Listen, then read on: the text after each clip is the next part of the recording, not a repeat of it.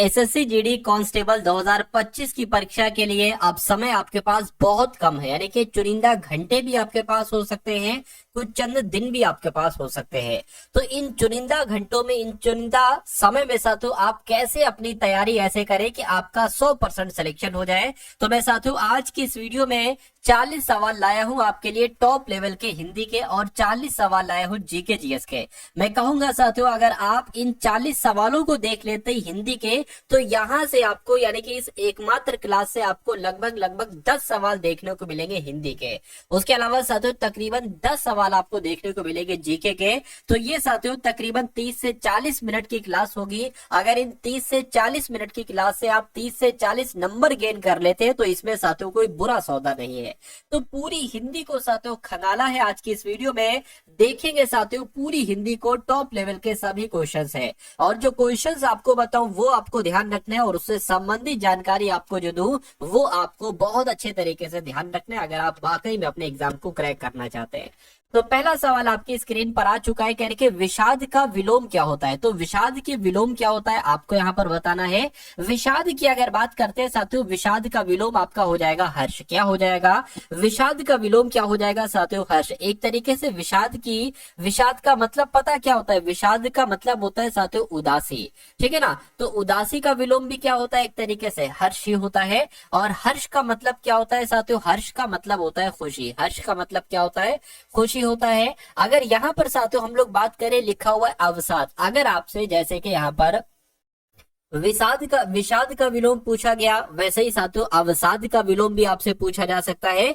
तो अवसाद का विलोम क्या हो जाएगा साथियों? प्रसन्नता हो जाएगा। क्या? अवसाद का विलोम साथियों प्रसन्नता हो जाएगा। अगर शोक का विलोम आपसे पूछ लिया जाए तो साथियों शोक का विलोम क्या हो जाएगा? आनंद हो जाएगा। और अगर प्रमाद की अगर बात करें साथियों, प्रमाद का विलोम क्या हो जाएगा? छोटा आ लगा दीजिए, अप्रमाद हो जाएगा। तो इतनी जानकारी आप लोग याद रखेंगे। उसके अलावा एक और आपसे पूछा जाता है जो मैं आपको अलग से बता रहा हूं साथियों, अल्पायु। अल्पायु का अगर आपसे विलोम पूछे ना तो आपको क्या बताना है साथियों? आपको दीर्घायु बताना है, यानी कि अल्पायु का विलोम क्या हो जाएगा? दीर्घायु हो जाएगा। अगर आपसे साथियों जटिल का विलोम पूछ ले, क्या जटिल का विलोम पूछ ले, तो आपको सरल बताना है। क्या बताना है? सरल बताना है। इतनी जानकारी आपको याद रखना है। अब उसके बाद देखिए अगले नंबर का सवाल है, आपसे पूछा जा रहा है कि रेडियो का उत्पत्ति किसने किया। अब इस उत्पत्ति की जगह पर कोई और शब्द आएगा, या तो ये आएगा, या तो ये आएगा, या तो ये आएगा। कौन सा आएगा? तो रेडियो का आविष्कार किसने किया ये होना चाहिए, उत्पत्ति किसने की ये सही नहीं है।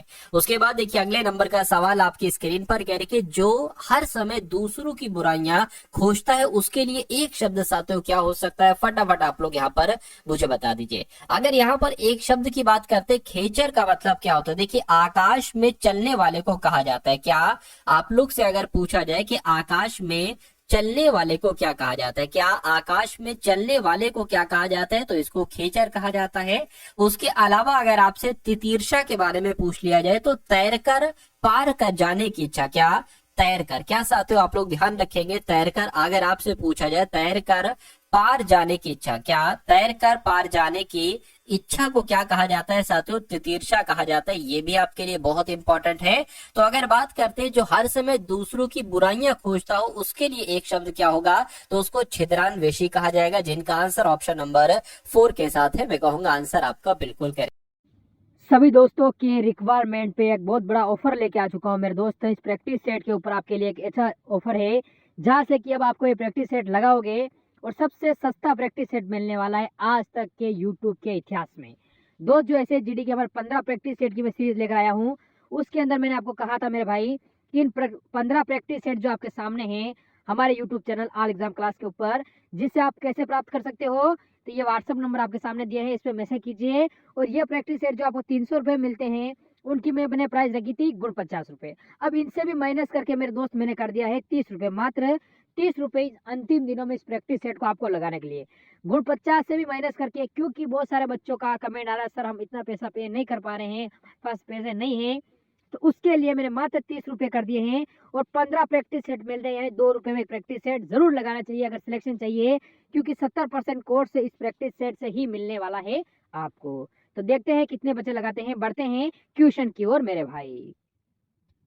कहने के मेहमान का पर्यायवाची नहीं है, तो मेहमान को साथियों अतिथि कहा जाता है, बिल्कुल। मेहमान को अभ्यागत कहा जाता है, मेहमान को आगंतुक कहा जाता है, लेकिन मेहमान को पाहन नहीं कहा जाता है। क्या पाहन नहीं कहा जाता है? पाहन का मतलब पता क्या होता है साथियों? पाहन का मतलब होता है पत्थर। क्या पाहन की अगर बात करें, पाहन का मतलब क्या होता है? पाहन का मतलब होता है साथियों पत्थर, ठीक है ना। ये आप लोग यहाँ पर ध्यान रखेंगे। उसके अलावा अगर आप लोग यह ध्यान रखना है कि मेहमान को भैया अतिथि, अभ्यागत, आगंतुक कहा जाता है, ये आपको मालूम होना चाहिए। अच्छा, कुछ पर्यायवाची मैं आपको बता रहा हूँ जो आपसे डायरेक्ट एग्जाम में इस बार पूछे जाएंगे। तो अगर पर्यायवाची की अगर बात करें, पक्षी की अगर बात करें, पक्षी के पर्यायवाची आप लोग याद रखेंगे विहग होता है, ठीक है ना। पक्षी का पर्यायवाची विहग भी होता है और विहंग भी होता है। क्या विहग भी होता है और विहंग भी होता है। अच्छा, पक्षी को खग भी कहते हैं, और पक्षी की अगर बात करें तो द्विज भी कहा जाता है, पक्षी को द्विज भी कहा जाता है। उसके अलावा अगर बात करते हैं यहाँ पर कमल शब्द की, तो कमल के कौन कौन से पर्यायवाची आपसे पूछे जा सकते हैं? कमल को साथियों पंकज कहा जाता है। क्या पंकज कहा जाता है। और कमल की अगर बात करें तो अरविंद भी कहते हैं, कमल को पंकज भी कहते हैं, अरविंद भी कहते हैं। उसके अलावा नीरज भी कहते हैं। क्या साथियों? नीरज भी कहते हैं। उसके अलावा अगर बात करें अंबुज भी कहा जाता है, पंकज को ना अंबुज भी कहा जाता है, ये आप लोगों को मालूम होना चाहिए। बादल शब्द की अगर बात करें कि बादल के कौन कौन से पर्यायवाची आपसे पूछे जा सकते हैं, तो बादल की अगर बात करें, बादल को साथियों जलद कहा जाता है। बादल की अगर बात करें, बादल को साथियों वारिद कहा जाता है। देखिए, जो बादल के पर्यायवाची है ना, तो उसमें अंत में दा है, जैसे कि यहाँ पर दा आ गया है, यहाँ पर दा आ गया है। पयोद की अगर बात करें तो ये भी बादल का पर्यायवाची, देखिए इसमें भी दा आ गया है। अगर अम्बुद की अगर बात करें तो अम्बुद में भी देखिए दा आ गया है, ठीक है ना, तो ये बादल का पर्यायवाची हो जाएगा। उसके अलावा तोयद, क्या साथियों? तोयद ये भी बादल का ही पर्यायवाची होता है, और नीरद ये भी बादल का ही पर्यायवाची होता है। तो ये सारे बादल के पर्यायवाची है। तो जितना मैं आपको साथियों पढ़ा रहा हूं, उतना बहुत अच्छे तरीके से आप लोग पढ़कर जाइएगा। मेरा मानना है कि पेपर आपके लिए इतना आसान हो जाएगा, इतना आसान हो जाएगा, बिल्कुल बच्चों का खेल हो जाएगा साथियों इस एग्जाम को क्रैक करना आपके लिए। और आप देखोगे कि 20 के 20 प्रश्न साथियों आपके पढ़े हुए आ रहे हैं। तो बहुत अच्छे तरीके से पूरे ध्यान पूर्वक कंसंट्रेशन के साथ साथियों इस वीडियो को आप लोग देखेंगे। और अगर आप चाहते हैं कि मैं आपके लिए और मेहनत करूं, तो इस वीडियो को लाइक कर दीजिए। अगर चैनल पर नए हैं तो चैनल को साथियों जरूर सब्सक्राइब करके बेल आइकन पर जरूर क्लिक कर लीजिएगा। अब अगर बात करें करके, आज अमावस की रात है, वाक्य में रेखांकित शब्दों का तत्सम क्या होगा? यानी कि एक तो अमावस का आपको बताना है तत्सम क्या होगा, एक रात का आपको बताना है तत्सम क्या होगा। तो रात को तो रात्रि कहते हैं, रात्र नहीं कहते हैं, रात्रि नहीं कहते, ये वाला रात्रि सही होगा। और अमावस को तत्सम में क्या कहते हैं? अमावस्या कहते हैं। तो इस प्रकार जिनका आंसर ऑप्शन नंबर ए के साथ है, मैं कहूंगा आंसर आपका बिल्कुल करेक्ट है। उसके बाद देखिए, शुद्ध वाक्य के बारे में आपसे पूछा जा रहा है, शुद्ध वाक्य के बारे में आपसे पूछा जा रहा है, ये ऑप्शन नंबर 1 है, ठीक है ना, ये ऑप्शन नंबर 1 है। कह रहे कि आरती तथा अर्चना और अनीता एक साथ पढ़ती है, ऐसे थोड़ी ना साथियों शुद्ध वाक्य लिखा जाएगा। ऐसे ये तथा यहाँ पर नहीं होना चाहिए, क्योंकि 3 लोग है ना, तो आरती और फिर यहाँ पर साथियों एक तरीके से कॉमा लग जाएगा, अर्चना और अनीता एक साथ पढ़ती है, ये होना चाहिए। यह पाप है या के पुण्य, ये भी सही नहीं है, यह पाप है या पुण्य के यहाँ पर नहीं आना चाहिए, तो ये भी आपका गलत वाक्य हो जाएगा, ठीक है। उसके बाद लिखा हुआ यहाँ पर कि बैंक के कई कर्मचारियों ने प्रदर्शन किया, ये बिल्कुल सही लग रहा है और सही होगा भी, ठीक है। उसके बाद लिखा है, शिक्षक ने छात्रों से कहा कि भारत उनका देश है। होना क्या चाहिए था? शिक्षक ने छात्रों से कहा, क्या शिक्षक ने छात्रों से कहा कि भारत हमारा देश है, उनका देश थोड़ी ना, उनके की जगह पर साथियों हमारा आना चाहिए था, तो ये भी आपका गलत हो जाएगा। यानी कि जो आपका शुद्ध वाक्य होगा वो ऑप्शन नंबर 3 वाला होगा, ठीक है ना। उसके बाद देखिए नेक्स्ट नंबर का सवाल क्या है कि मैं ईंट का जवाब पत्थर से दूंगा, यानी कि ईंट का जवाब पत्थर से देने का मतलब क्या होता है मुझे बताइए। शर्मिंदा करना नहीं, करारा जवाब देना, बिल्कुल साथियों करारा जवाब देना, ये आपका यहाँ पर बिल्कुल करेक्ट आंसर हो जाएगा। उसके बाद देखिए कह रहे कि अपयश, यहाँ पर एक शब्द दिया गया हुआ है अपयश, कह रहे कि इसका विलोम क्या होगा। तो अपयश का विलोम क्या होगा साथियों मुझे बता दीजिए। चलिए चलिए देखिए, अपयश की अगर बात करें, अपयश का मतलब पता क्या होता है? अपयश का मतलब होता है बदनामी। क्या अपयश की अगर बात करें, इसका मतलब होता है साथियों बदनामी। इसका विलोम क्या हो जाएगा? सुयश हो जाएगा। क्या हो जाएगा साथियों? सुयश हो जाएगा। ठीक है ना, एक तरीके से प्रसिद्धि भी हम लोग यहाँ पर कह सकते हैं। तो जिनका आंसर ऑप्शन नंबर ए है, मैं कहूंगा आंसर आपका बिल्कुल करेक्ट है। चलिए अब उसके बाद देखिए साथियों, नेक्स्ट नंबर का सवाल कह रहे हैं कि आग से झुलसा हुआ, इसका मतलब क्या होता है? आग से झुलसे हुए के लिए साथियों एक शब्द आपसे यहाँ पर पूछा जा रहा है, मुझे आप लोग यहाँ पर बता दीजिए। चलिए तो अगर आपका जवाब साथियों अनल दग्ध है तो मैं कहूंगा अनल दग्ध आपका बिल्कुल सही जवाब शब्द हो जाएगा। यानी कि आग से झुलसे हुए के लिए एक शब्द अनल दग्ध आता है। अगला सवाल करके स्तुति का विलोम क्या होगा बताइए। तो स्तुति का विलोम आपसे यहाँ पर कुल मिला के पूछा जा रहा है, मुझे बताइए। ठीक है ना, तो स्तुति का विलोम साथियों क्या हो जाएगा? निंदा हो जाएगा। स्तुति का विलोम क्या हो जाएगा साथियों? निंदा हो जाएगा।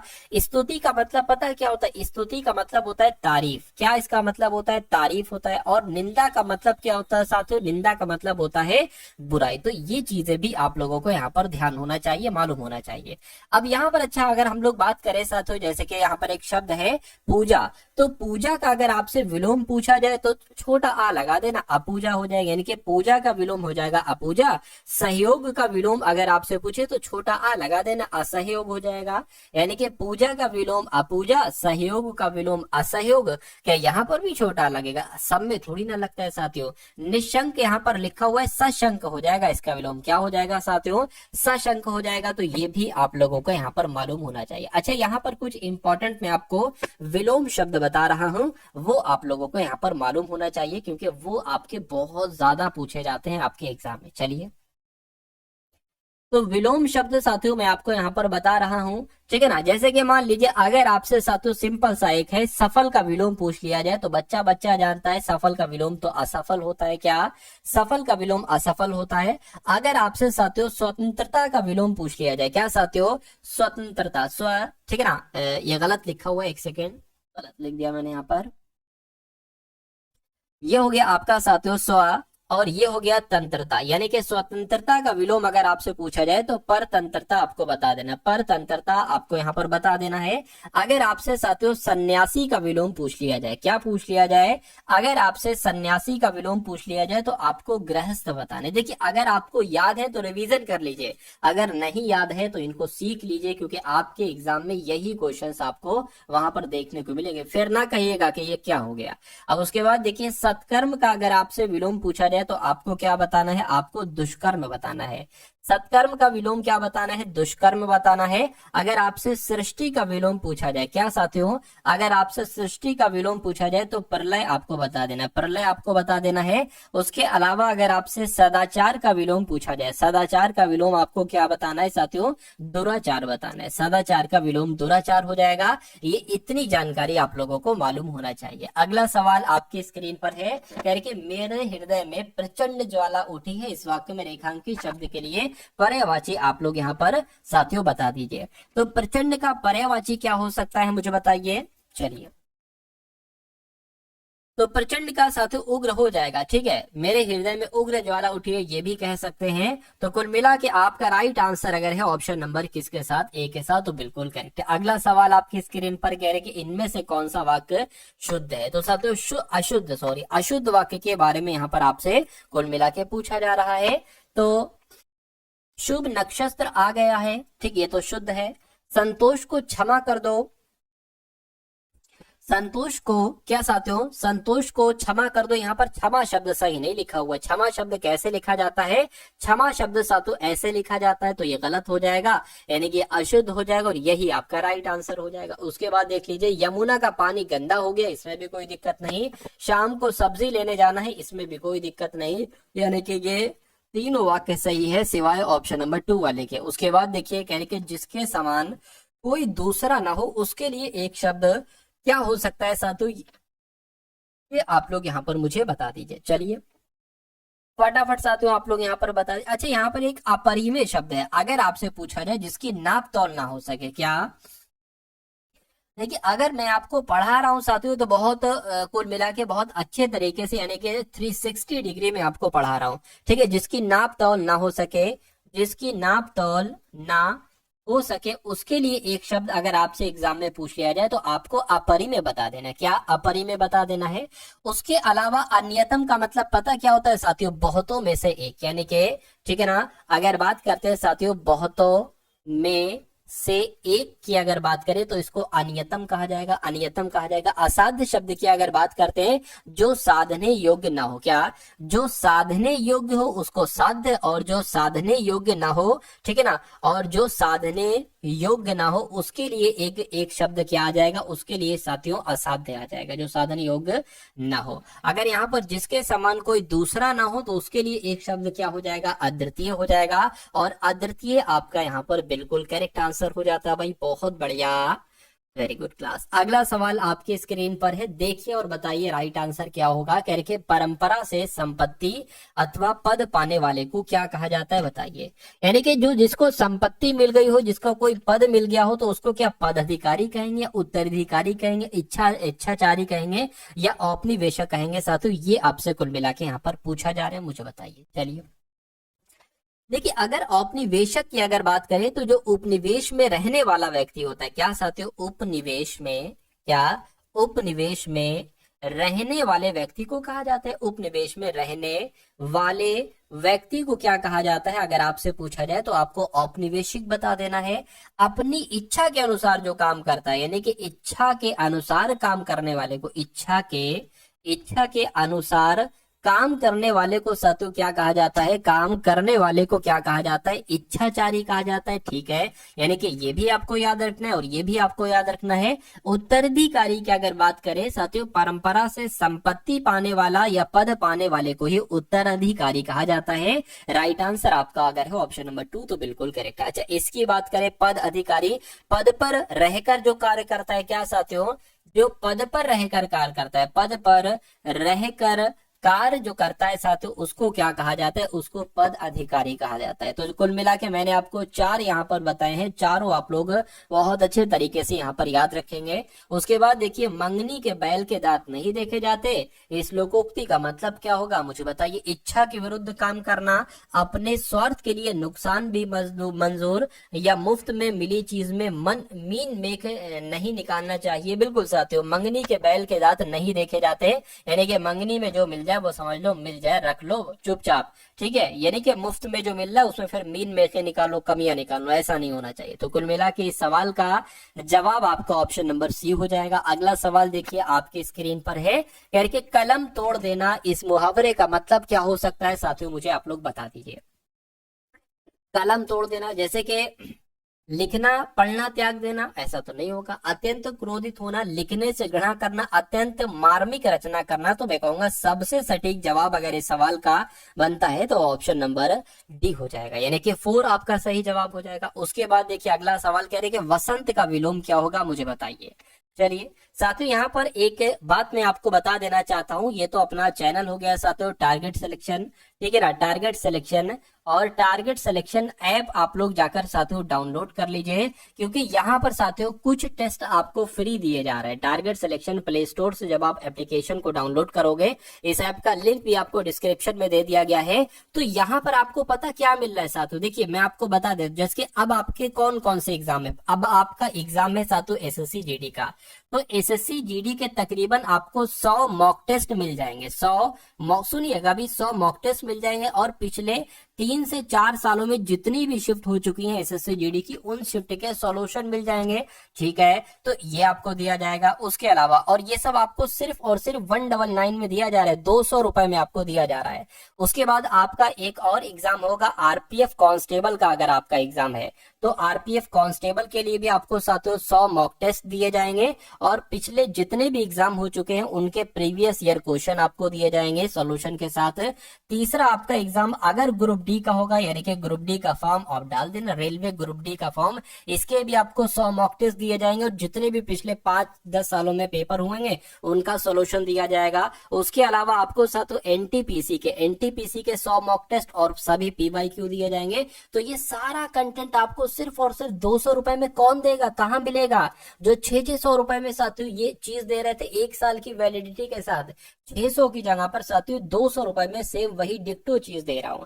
तो आपको साथियों ये अभी आपके पास मौका है, डिस्क्रिप्शन में ठीक है ना लिंक है टारगेट सिलेक्शन एप्लीकेशन का, इसको डाउनलोड कर लीजिएगा, और वहां पर आपके सामने जो थंबनेल होगा सभी एग्जाम्स उसमें लिखे होंगे, ठीक है ना, वो वाला आप साथियों कोर्स अगर परचेज करते हो तो वो वाला साथियों परचेज कर लेना, ठीक है ना।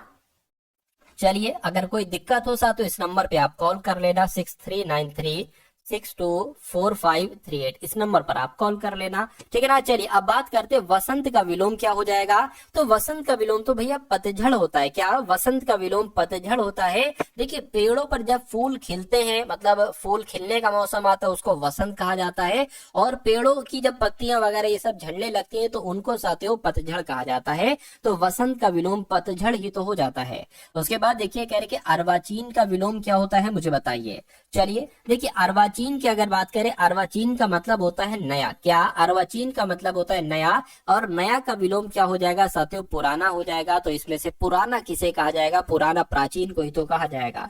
तो इस प्रकार जिनका आंसर ऑप्शन नंबर 3 के साथ है, मैं कहूंगा आंसर आपका बिल्कुल करेक्ट हो जाएगा। उसके बाद देख लीजिए अगले नंबर का सवाल, कहा जा रहा है कि दृढ़, क्या साथियों, दृढ़ संकल्प करके अपना कर्तव्य करो। चलिए तो यहाँ आना चाहिए साथियों, दृढ़ संकल्प आना चाहिए, ठीक है ना। तो संकल्प नहीं आएगा, ये भी नहीं आएगा, ये सही नहीं लिखा है, दृढ़ दृढ़ दृढ़ संकल्प आना चाहिए। निम्नलिखित वाक्यों को ध्यान से पढ़े और तय करे कि किस हिस्से में त्रुटि है। तो ऑप्शन नंबर मतलब इस वाले हिस्से में त्रुटि है, और ये त्रुटि ये कहाँ पर लिखी हुई, तो ऑप्शन नंबर ए में लिखी हुई है। तो यही आपका साथियों बिल्कुल करेक्ट आंसर हो जाएगा भाई, बहुत बढ़िया, वेरी गुड क्लास। अगला सवाल आपकी स्क्रीन पर कह रहे कि चांदी का पर्यायवाची क्या हो सकता है, मुझे बताइए। तो चांदी शब्द की अगर बात करें ना, यहाँ पर हम लोग चांदी शब्द का पर्यायवाची क्या होगा, ये आपको साथियों यहाँ पर, अच्छा कौन सा नहीं है। तो चांदी की अगर बात करें, रजत कहते हैं चांदी को रूपक कहते हैं, चांदी को रौप भी कहते हैं, लेकिन चांदी को हिरण थोड़ी ना कहते हैं, चांदी को हिरण नहीं कहते हैं। हिरण की अगर बात करें ना, सोने को कहा जाता है। क्या, सोने को कहा जाता है साथियों हिरण, ये भी आपको यहाँ पर मालूम होना चाहिए भाई, बहुत बढ़िया, वेरी गुड क्लास। अच्छा सोने के और कौन कौन से पर्यायवाची हैं, सोने को साथियों स्वर्ण भी कहा जाता है। सोने की अगर बात करें तो कंचन भी कहते हैं। क्या, सोने को स्वर्ण भी कहते हैं, कंचन भी कहते हैं, सोने को साथियों कनक भी कहते हैं, सोने को स्वर्ण भी कहते हैं और सुवर्ण भी कहते हैं, स्वर्ण भी कहते हैं और सुवर्ण भी कहते हैं। उसके अलावा हिरण्य भी कहा जाता है। उसके अलावा साथियों अगर बात करें सोने की अगर बात करें तो हेम भी कहा जाता है, हेम भी कहा जाता है। तो ये जानकारी आप लोगों को यहाँ पर मालूम होना चाहिए। और चांदी को साथियों रौप्य कहते हैं, रजत कहते हैं, ठीक है ना, रूपक कहते हैं, ये भी आपको मालूम होना चाहिए। अच्छा कुछ यहाँ पर इंपॉर्टेंट मैं आपको बता दे रहा हूँ, कुछ इंपॉर्टेंट जो आपके साथियों बनते हैं पर्यायवाची, वो आप लोग यहाँ पर देख लीजिए। जैसे कि अभी साथियों हो सकता हो शायद आज मैंने आपको बताया हो अतिथि का, क्या अतिथि के पर्यायवाची कौन कौन से बन सकते हैं। तो अतिथि को क्या क्या कहा जाता है, अतिथि को साथियों मेहमान कहा जाता है। अतिथि की अगर बात करें, अतिथि को साथियों पाहुन कहा जाता है। अतिथि की अगर बात करें साथियों आगंतुक कहा जाता है। क्या, आगंतुक कहा जाता है, ठीक है ना, आगंतुक कहा जाता है। और अभ्यागत कहा जाता है। क्या कहा जाता है साथियों, अभ्यागत अतिथि को ही कहा जाता है। उसके अलावा अगर आपसे पूछ लिया जाए साथियों औषधि का, क्या साथियों अगर आपसे पूछ लिया जाए कि औषधि के कौन कौन से पर्यायवाची होते हैं, तो औषधि को भाई साहब दवा भी कहते हैं, दवाई भी कहते हैं, ठीक है ना। और औषधि की अगर बात करें भेषज भी कहा जाता है, यानी कि औषधि को साथियों भेषज भी कहा जाता है, ये भी आप लोगों को यहाँ पर मालूम होना चाहिए। अब बात करें अगर दूध की, दूध के पर्यायवाची कौन कौन से याद रखना है। दूध को साथियों पेय कहा जाता है। दूध की अगर बात करें, दूध को साथियों क्षीर कहा जाता है। दूध को साथियों गोरस भी कहा जाता है, गोरस भी कहा जाता है। और दूध को साथियों दुग्ध भी कहा जाता है। और दूध की अगर बात करें तो दूध को स्तन भी कहा जाता है। एक और याद कर लेंगे, पवन, पवन का मतलब क्या होता है, पवन का मतलब होता है साथियों हवा। हवा को क्या कहा जाता है, हवा को साथियों समीर कहा जाता है। हवा को साथियों वायु कहा जाता है, हवा को वायु कहा जाता है। और हवा की अगर बात करें तो अनिल भी कहा जाता है। क्या कहा जाता है साथियों, अनिल भी कहा जाता है। तो इतनी जानकारी आपको यहाँ पर मालूम होना चाहिए भाई, बहुत बढ़िया, वेरी गुड क्लास। अब उसके बाद देखिए 14 वर्ष की अवधि समाप्त होने पर श्री राम अयोध्या लौटे, या अवधि मतलब कुल मिला के आपको बताने की अवधि कैसे लिखा जाएगा। तो अवधि जैसे आपका ऑप्शन नंबर 2 में लिखा हुआ है, ये आपका राइट आंसर हो जाएगा, ठीक है ना। चलिए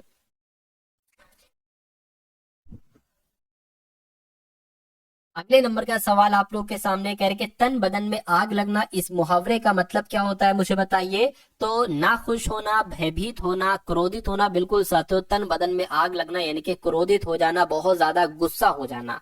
अगला सवाल देखिए, सही वर्तनी वाले शब्द का चयन कीजिए, यानी कि तृतीय कैसे लिखा जाता है। तो तृतीय साथियों जैसे ऑप्शन नंबर सी में लिखा हुआ है ऐसे लिखा जाता है, 3 में लिखा हुआ है, मतलब जैसे ऑप्शन नंबर 3 में लिखा हुआ है, ठीक है ना। उसके बाद देखिए अगला सवाल कह रहे कि इनमें निम्नलिखित में से कौन सा एक शब्द तत्सम है। तो तत्सम शब्द की साथियों आपको पहचान करना है, कौन सा तत्सम शब्द है। देखिए एक चीज मैं आपको बता दे रहा हूं, क्या एक तत्सम शब्द के बारे में मैं आपको बता दे रहा हूं, एक आपको तद्भव शब्द के बारे में मैं आपको बता दे रहा हूं, यानी कि दोनों की ट्रिक मैं आपको बता दे रहा हूं। देखिए जो शब्द हम अपने रोजमर्रा के जीवन में, क्या जो शब्द हम अपने रोजमर्रा, ठीक है ना, के जीवन में यूज करते हैं, क्या जो शब्द जो शब्द हम अपने रोजमर्रा के जीवन में उपयोग करते हैं वो एक तरीके से क्या होते हैं, वो एक तरीके से तद्भव शब्द होते हैं, ठीक है ना। जिन शब्दों का उच्चारण आसान होता है, जिन शब्दों का, क्या साथियों ये मैं अपनी खुद की बनाई हुई ट्रिक बता रहा हूं, जिन शब्दों का उच्चारण आसान होता है यानी कि उनको लिखना पढ़ना साथियों आसान होता है, वो शब्द आपके तद्भव शब्द होते हैं। वही इसका उल्टा जो हम रोजमर्रा के जीवन में इस्तेमाल नहीं करते यानी कि बहुत कम और ना के बराबर जिन शब्दों का हम अपनी बोलचाल की भाषा में इस्तेमाल करते हैं वो तत्सम शब्द होते हैं। और जो शब्द थोड़ा पढ़ने में कठिन होते हैं, यानी कि अगर आप बच्चों को दिखाओगे और पढ़ाओगे तो वो अटकेगा, दिक्कत पड़ेगी उसको, लेकिन तद्भव शब्द को पढ़ाओगे तो वो झट जैसी पढ़ देगा, ठीक है ना। तो बताइए अब आपका कौन सा तत्सम शब्द है। यहाँ पर देखिए हम मकान शब्द बोलते रहते हैं, अक्सर बोलते रहते हैं और ये बहुत आसान भी, तो ये आपका तद्भव हो जाएगा। हम काम शब्द भी बोलते रहते हैं अपने रोजमर्रा के जीवन में और ये बहुत इसका आसान उच्चारण है। हम लोग कोड भी तो बोलते हैं, कोड बोलते हैं ना, बोलते हैं, लेकिन हम लोग साथियों ज्वर नहीं बोलते, क्या हम लोग साथियों ज्वर नहीं बोलते, हम लोग बुखार बोलते हैं। तो हम लोग तो अपने रोजमर्रा के जीवन में बुखार शब्द का इस्तेमाल करते हैं, तो बुखार तो आपका तद्भव हो जाएगा लेकिन इसका तत्सम साथियों ज्वर हो जाएगा। इसलिए जिनका भी आंसर ऑप्शन नंबर 1 के साथ है मैं कहूंगा आंसर आपका बिल्कुल करेक्ट है। उसके बाद देखिए अगला सवाल कह रहे कि इनमें से कौन सा देश शब्द नहीं है। देखिए अगर बीनड़ी की बात करते हैं तो ये देश शब्द है, लुगाई भी साथियों देश शब्द है और गजबड़ भी देश शब्द है, लेकिन बीबी शब्द की बात करते हैं तो ये एक तुर्की शब्द है, क्या ये तुर्की शब्द है साथियों, इसलिए एक विदेश शब्द हो जाएगा और ये देश शब्द नहीं होगा। आंसर आपका ऑप्शन नंबर 3 हो जाएगा। उसके बाद देखिए अगला सवाल आपकी स्क्रीन पर है, कह रहे कि आशा जीवन में प्रकाश का संचार करती है, रेखांकित शब्द का विलोम बताइए। यानी कि आशा का आपसे पूछा जा रहा है साथियों विलोम क्या हो सकता है मुझे बताइए। तो आशा का विलोम की अगर बात करें साथियों निराशा हो जाएगा। आशा का विलोम क्या हो जाएगा साथियों, निराशा हो जाएगा, ये आपको यहाँ पर मालूम होना चाहिए। अगर आपसे एग्जामिनर उदास का विलोम पूछ ले तो उदास का विलोम आपको पता क्या बताना है, प्रफुल्ल बताना है। और अगर आपसे दुख का विलोम पूछ ले तो दुख का विलोम आपको सुख बता देना है। निराशा का विलोम मैंने आपको बता दिया आशा हो जाएगा। और अगर हताशा का विलोम आपसे पूछा जाए तो आशावान आपको बताना है, क्या बताना है साथियों, आशावान आपको बताना है। तो इतनी जानकारी आप लोग याद रखेंगे। उसके बाद देखिए अगले नंबर का साथियों सवाल आपकी स्क्रीन पर है, करेंगे जंगल में मोर नाचा किसने देखा। ठीक है, तो रेखांकित शब्द का पर्यायवाची आपको बताना है, यानी कि मोर का पर्यायवाची आपको यहाँ पर बताना है, कौन सा मोर का पर्यायवाची हो सकता है। तो मोर को तो साथियों क्या कहा जाता है, मोर को यहाँ पर सारंग कहा जाता है। क्या कहा जाता है साथियों, सारंग कहा जाता है। अगर कपोत शब्द की बात करें, कपोत का मतलब पता क्या होता है, कबूतर होता है, यानी कि कबूतर का पर्यायवाची होगा कपोत। उसके अलावा कबूतर की अगर बात करें तो कबूतर को हरित भी कहते हैं और कबूतर का पर्यायवाची साथियों रक्त लोचन भी होता है। क्या होता है साथियों, एक सेकेंड, क्या होता है साथियों, रक्त लोचन भी होता है, रक्त लोचन। ये तो कबूतर के पर्यायवाची हो गए, ठीक है कोई दिक्कत नहीं है। पिक की अगर बात करें, पिक पता किसे कहा जाता है, कोयल को कहा जाता है, यानी कि कोयल का पर्यायवाची पिक हो जाएगा। कोयल को साथियों कोकिला भी कहा जाता है। क्या कहा जाता है, कोयल की अगर बात करें तो कोयल को कोकिला भी कहा जाता है और कोयल को साथियों कोयलिया भी कहा जाता है। क्या कोयलिया भी कहा जाता है, तो ये आप लोग याद रखेंगे। उसके अलावा काक शब्द की अगर बात करते हैं, ये कौवे को कहा जाता है। काक किसे कहा जाता है साथियों, कौवे को कहा जाता है। कौवे का पर्यायवाची काग भी होता है और साथियों वायस भी होता है। तो इतनी जानकारी आप सभी लोगों को मालूम होना चाहिए। अगला सवाल आप सभी दोस्तों की रिक्वायरमेंट पे एक बहुत बड़ा ऑफर लेके आ चुका हूँ मेरे दोस्त। इस प्रैक्टिस सेट के ऊपर आपके लिए एक अच्छा ऑफर है, जहाँ से कि अब आपको ये प्रैक्टिस सेट लगाओगे और सबसे सस्ता प्रैक्टिस सेट मिलने वाला है आज तक के यूट्यूब के इतिहास में। दोस्त जो ऐसे जीडी के हमारे 15 प्रैक्टिस सेट की मैं सीरीज लेकर आया हूँ, उसके अंदर मैंने आपको कहा था मेरे भाई कि इन 15 प्रैक्टिस सेट जो आपके सामने हैं हमारे YouTube channel all exam class के ऊपर, जिससे आप कैसे प्राप्त कर सकते हो, तो ये व्हाट्सअप नंबर आपके सामने दिया है, इस पर मैसेज कीजिए। और ये प्रैक्टिस सेट जो आपको 300 रुपये मिलते हैं, उनकी मैंने प्राइस रखी थी गुण 50 रुपये। अब इनसे भी माइनस करके मेरे दोस्त मैंने कर दिया है 30 रुपये, मात्र 30 रुपये अंतिम दिनों में इस प्रैक्टिस सेट को आपको लगाने के लिए। गुण 50 से भी माइनस करके, क्योंकि बहुत सारे बच्चों का कमेंट आ रहा है सर हम इतना पैसा पे नहीं कर पा रहे हैं, पास पैसे नहीं है, तो उसके लिए मैंने मात्र 30 रुपये कर दिए हैं। और 15 प्रैक्टिस सेट मिलते हैं, यानी 2 रुपये में प्रैक्टिस सेट जरूर लगाना चाहिए अगर सिलेक्शन चाहिए, क्योंकि 70% कोर्स इस प्रैक्टिस सेट से ही मिलने वाला है आपको। तो देखते हैं कितने बच्चे लगाते हैं, बढ़ते हैं क्वेश्चन की ओर मेरे भाई। की स्क्रीन पर कह रहे कि जो किसी वस्तु या व्यक्ति के प्रति आसक्त हो उसके लिए एक शब्द क्या होगा, उसके लिए क्या अनुयायी होगा, मैं कहूंगा नहीं, उसके लिए अनुरक्त हो जाएगा। अनुरक्त आपका यहाँ पर बिल्कुल सही जवाब हो जाएगा, ठीक है ना। अगला सवाल देखिए, कह रहे कि राजू ईमानदारी से काम करता है, रेखांकित शब्द में कौन सी संज्ञा है मुझे बताइए। अगर हम संज्ञा के भेद की बात करें तो संज्ञा की कितने भेद होते हैं साथियों, 5 भेद होते हैं। 5 भेद होते हैं, जिसमें से साथियों एक भेद होता है आपका भाववाचक संज्ञा। जैसे कि ये ईमानदारी शब्द हो जाएगा, ये भाववाचक हो जाएगा। बेईमानी शब्द हो जाएगा, क्या साथियों, बेईमानी शब्द हो जाएगा, ये भी आपका भाववाचक हो जाएगा। दुश्मनी शब्द आपका कैसा हो जाएगा, भाववाचक हो जाएगा। जवानी हो गया, ठीक है ना, जवानी हो गया, या अगर बात करते हैं साथियों बुढ़ापा हो गया, ये सारे शब्द कैसे हैं, या मिठास शब्द हो गया, ये सारे के सारे शब्द साथियों आपके भाववाचक के अंतर्गत आएंगे। ये आपको यहाँ पर मालूम होना चाहिए, ठीक है ना। चलिए कोई दिक्कत नहीं है। अगर यहाँ पर बात करते हैं, मान लीजिए किसी व्यक्ति का नाम आ जाता है, यानी कि दुनिया में किसी भी व्यक्ति का नाम आ जाए, जैसे कि रोहन आ जाए, सोहन आ जाए, या किसी चीज का नदी आ जाए। देखिए अगर नदी शब्द आ जाता है कि नदी में कौन सी संज्ञा है, तो जातिवाचक है। लेकिन अगर किसी नदी का नाम आ जाए जैसे गंगा नदी, तो वो व्यक्तिवाचक हो जाएगा। किसी देश शब्द आ जाए तो वो जातिवाचक हो जाएगा। लेकिन किसी देश का नाम आ जाए, पूछा जाए इसमें कौन सी संज्ञा है, तो अमेरिका आपको बताना है। व्यक्ति शब्द आ जाए तो ये जातिवाचक हो जाएगा। लेकिन किसी व्यक्ति का नाम आ जाए तो वो आपका, किसी व्यक्ति शब्द से पूछा जाए तो जातिवाचक हो जाएगा। लेकिन अगर किसी व्यक्ति का नाम आ जाए जैसे सोहन, रोहन, तो वो आपका व्यक्तिवाचक हो जाएगा, ठीक है ना। अगले नंबर का सवाल आपकी स्क्रीन पर है, कह रहे कि इनमें से कौन सा शब्द तत्सम नहीं है। तो इनमें से कौन सा शब्द साथियों तत्सम नहीं है, ये आपसे कुल मिला के आपको यहाँ पर बता देना है, बताइए।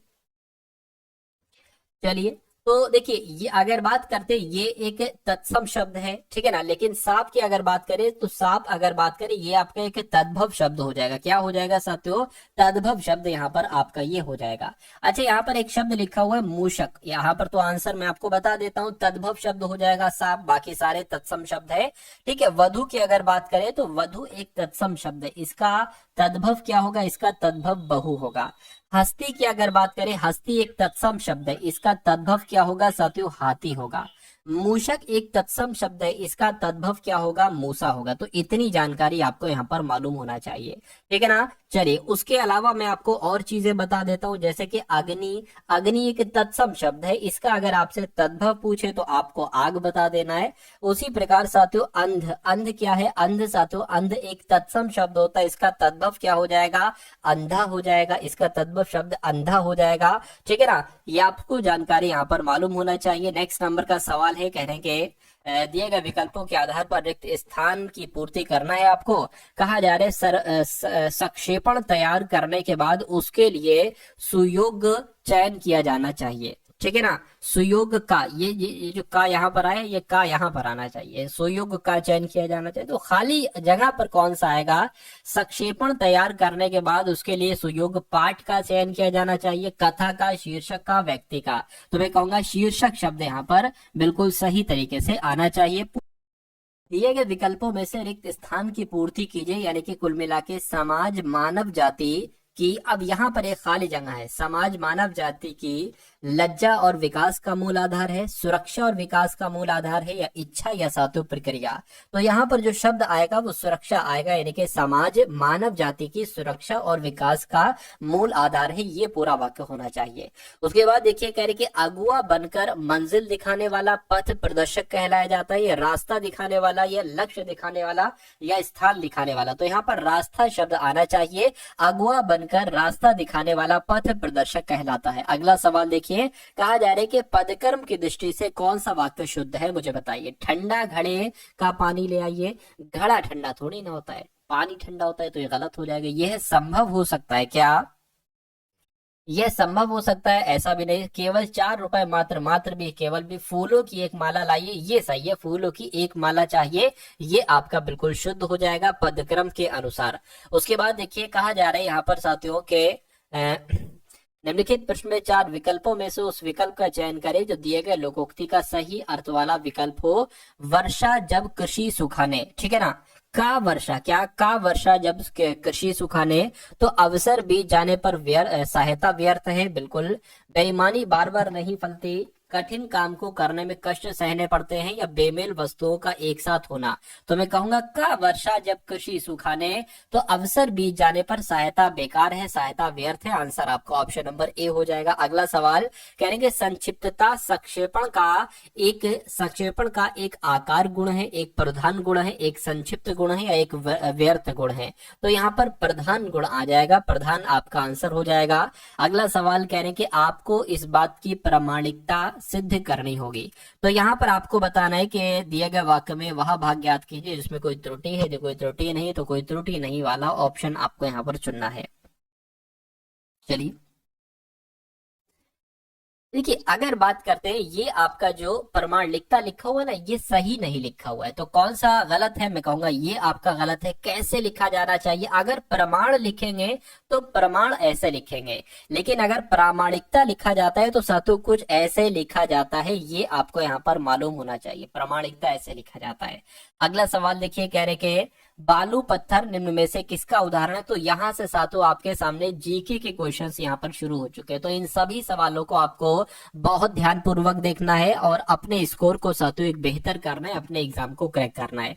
तो बालू पत्थर जो होता है ना साथियों, बालू पत्थर, ये किसके उदाहरण होते हैं? तो ये अवसादी चट्टानों के उदाहरण होते हैं। सही जवाब ऑप्शन नंबर 2 हो जाएगा। अगला सवाल आपके स्क्रीन पर है। कहा जा रहा है कि भारत सरकार द्वारा न्यायाधीश राजेंद्र सच्चर समिति की स्थापना किस लिए की गई थी? तो भारतीय अर्थव्यवस्था के असंगठित क्षेत्र की स्थिति का अध्ययन करने के लिए नहीं, भारत में राष्ट्रीय उद्यानों की स्थिति का अध्ययन करने के लिए नहीं, भारत की विदेश नीति की स्थिति की जांच करने के लिए नहीं, मुस्लिम समुदाय की सामाजिक और आर्थिक स्थिति की जांच करने के लिए। बिल्कुल सही। यानी कि आप लोगों को इतना ध्यान रखना है कि भारत सरकार के द्वारा न्यायाधीश राजेंद्र सच्चर सिंह समिति की स्थापना मुस्लिम समुदाय की सामाजिक और आर्थिक स्थिति की जांच करने के लिए की गई थी।